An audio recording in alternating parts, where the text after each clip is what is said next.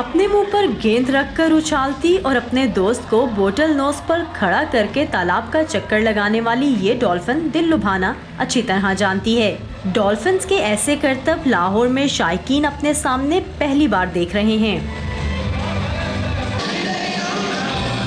मुंतजमीन का दावा है कि ये शो आलमी मयार के मुताबिक चलाया जा रहा है और इसमें शामिल जानवरों का अच्छी तरह ख्याल रखा जाता है। ये डॉल्फिन शो यूक्रेन और रूस की कंपनियों की मदद से पाकिस्तान लाया गया है। हमारी 13 से ज़्यादा डॉल्फिनेरियम्स हैं वर्ल्ड वाइड, और अभी जो हम लाहौर में जो लेके आए हैं अपनी टीम को, ये यूक्रेन से और रशिया से स्पेशली जो है लाहौर के लिए लेके आए हैं। ये जो लाहौर में हमारा जो बना है डॉल्फिनेरियम, ये बेसिकली पाकिस्तान का स्टेट ऑफ द आर्ट डॉल्फिनेरियम है।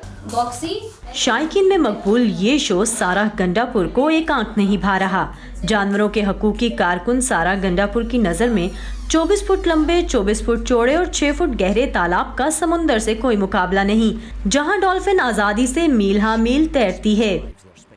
अगर आप उस जानवर को, खुदा की बनाए हुए क्रिएशन को, आप उस मतलब समंदर जो कि इन्फिनिटी होता है, आप उस समंदर से लाकर उसको एक पूल में डाल देते हैं और आप उस जानवर को स्टार्व करते हैं, उसको मारते हैं, उनको डराते हैं कि वो ट्रिक सीखें, ठीक है, और वो हमें एंटरटेन करें, तो वो हमारी एंटरटेनमेंट के लिए नहीं बने।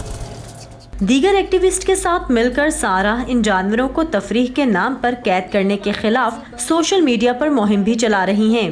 बाहर की कंट्रीज़ में thanks to the power of activist उन लोगों ने बाहर से अब डॉल्फिन शोज़ को और वेल शोज़ को, बिकॉज़ एक दो इंसिडेंट्स ऐसे हुए इंटरनेशनली जिसमें वेल्स फौत हो गई या उनकी अब्यूज़ की वीडियोस लीक हुई, तो पता चला दुनिया को कि जी सामने जो हमें सब बहुत अच्छा नज़र आ रहा होता है, तो वो पीछे क्या हो रहा होता है। वहाँ से जो जगह बंद होनी शुरू हुई हैं, वो एनिमल्स जो सीखे सिखाए एनिमल्स थे वो इन थर्ड वर्ल्ड कंट्रीज़ में भेजना शुरू कर दिए, बिकॉज़ हमारे लिए एक नई एंटरटेनमेंट है।